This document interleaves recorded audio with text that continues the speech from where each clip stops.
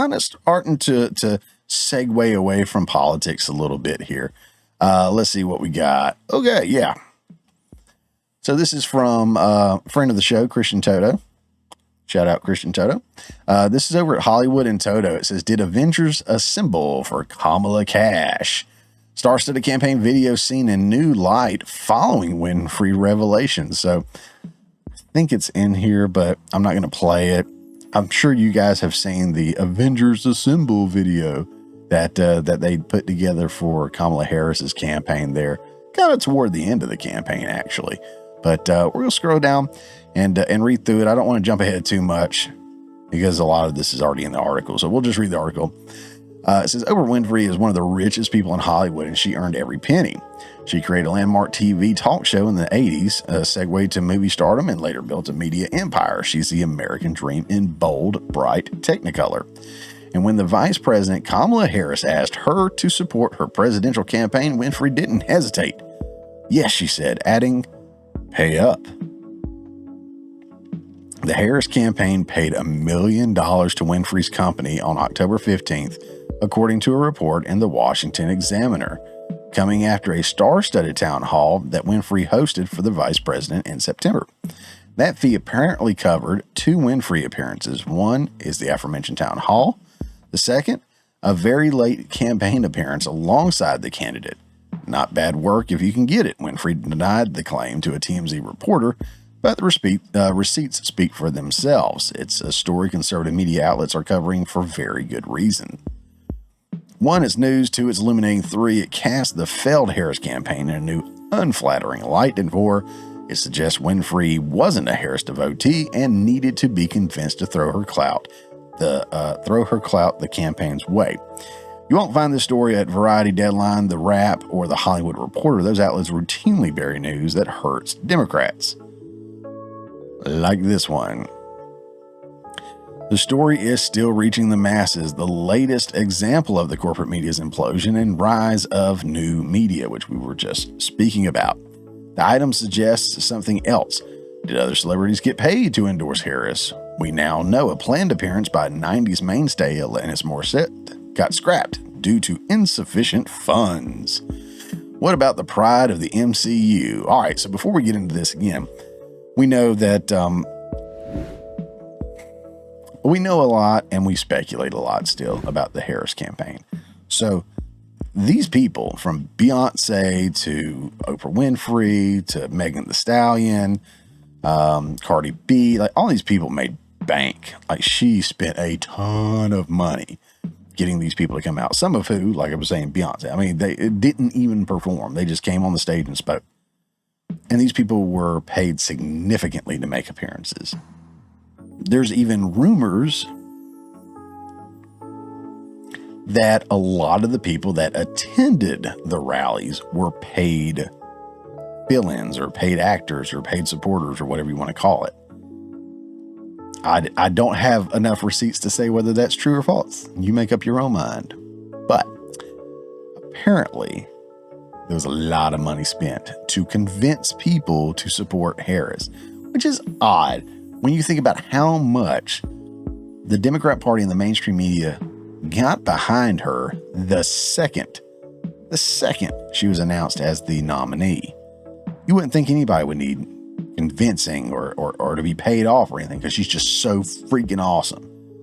I mean, she did go from like the worst presidential candidate like ever on the Democrat side back in was it 2020? Yeah, in 2020 when they were running in the primaries. I mean, she got booted out by Tulsi Gabbard fast, quick, and in a hurry. Then she was selected or casted, as I say, casted as the vice president, and was like the lowest rated vice president of all time. But then once they said she's going to be our nominee, everybody's like, we got to vote for her. Yeah, she's the best. Woo! Look at her great track record and everything. But yeah, she had to pay people millions. She had to spend millions to get people to come out and speak up on her behalf. And she even tried to get like Joe Rogan to meet her somewhere and wouldn't go on his show. I mean, just stupid stuff. I won't go on into it any further as far as the stupidity behind her campaign and all this and that. But let's continue on with this wonderful story, again, from Hollywood and Toto. So, again, back to the Avengers. It says, what about the pride of the MCU? The cinematic Avengers assembled for Team Harris late in the election cycle. Stars Scarlett Johansson, Chris Evans, Don Cheadle, Robert Downey Jr., Mark Ruffalo. I cannot say her name. She's a beautiful woman. Danai Gurira and Paul Bettany starred in a cheeky video supporting Harris's campaign. No, I'm not going to play it. I'm sorry. I was thinking about it, but I can't do it. I'm not going to do it to you. I'm sorry. You can go watch it if you want to watch it. Again, the link to this will be in the show notes below, but I'm pretty sure you've already seen this. Many of the stars did the same in 2016 to prevent Donald Trump from defeating Hillary Clinton. This time the messaging proved more comic, less angry. Neither worked. Did the stars get a payday from their collective endorsements? It's a fair question to ask, given Harris's donation to Winfrey's Harpo Productions. It's hardly out of the norm for a campaign to pick up the travel hotel expenses for a celebrity endorsement. Five for Fighting's John Ondrasik, whose activism includes supporting Israel and American patriots, said as much on his X account. I thought this was pretty good. One of the sickest things about this campaign cycle is celebs getting paid multi-million-dollar fees to appear in support of their preferred candidates and the few political events, support of their candidates, period. In the few political events I have done, no performers have been paid beyond expenses. It's an insult to voters. Oprah? That's how I imagine him. Oprah? Say what, girlfriend? Anyways, will more receipts flow from the failed Harris campaign? The assembled Avengers appeared to record their segments from wherever they were at the time. Lo-fi barely describes the effort involved, not to mention the yuck-free lines. In comparison, Winfrey had to assemble an interview set and crew to record her fawning town hall appearance. Big difference. Still, the fiscal revelations cast doubt on the role stars play in national elections and how much their hearts are truly in it. So let me kind of jump over to this real quick. A few things. One, article obviously did not answer the question on whether the Avengers stars got paid or not. Part of me thinks they probably got something out of it. And then the other part of me is just these people are so brainwashed into thinking anybody but Trump is the right answer. So there's a complete chance they just did it for free, especially Mark Ruffalo, who y'all may hate me on this one, but I don't care for him. As in, like, I don't hate the guy. I think he has terrible, awful political takes on X for sure. But I don't think he's that great of an actor. Like anything I've ever seen him in, he's been very blah. I'm not a fan. I'm not a fan.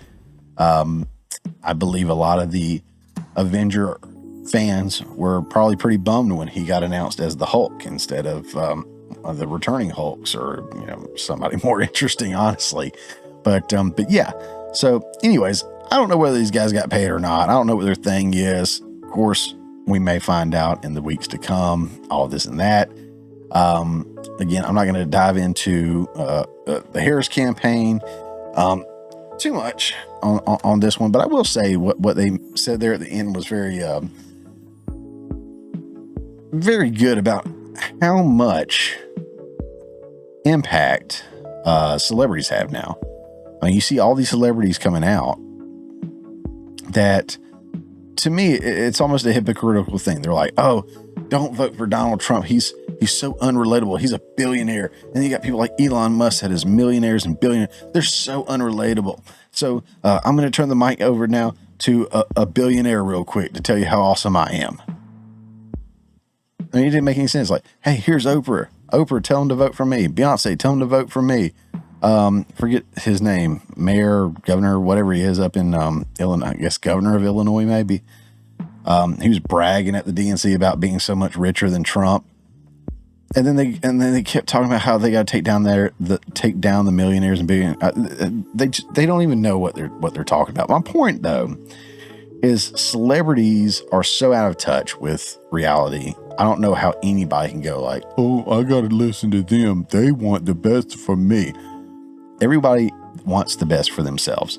So you go listen to millionaires, billionaires who have people do their grocery shopping, cooking and cleaning and everything like that. Or you can listen to people that are in the workforce like you are and see who they support. This is where you start finding the online sources like us being more grounded, rooted, relatable than the mainstream media, the celebrities and all this and that. And again, back to the first story that I covered, this is why more people are tuning into us than tuning out of CNN, NBC, ABC, CBS, and all those jackasses. Sorry, I'm just hot over it and excited. But that's why. I mean, the relatability factor, which is something that the Harris campaign really tried to push with the whole, I had a summer job at McDonald's. I own a gun. So does Walz. We both use tampon. I Jesus Christ. Too much. Sorry. My point is they knew they were unrelatable and they tried so hard to make sure that they would come across as relatable. And they couldn't understand how this billionaire from New York was significantly more relatable to voters. And they'll never know because he was authentic. Whether you liked him or didn't, he was an authentic guy. Her having to pay all these people to come out and support and promote her and stuff like that, that's not authentic. And people are seeing through it.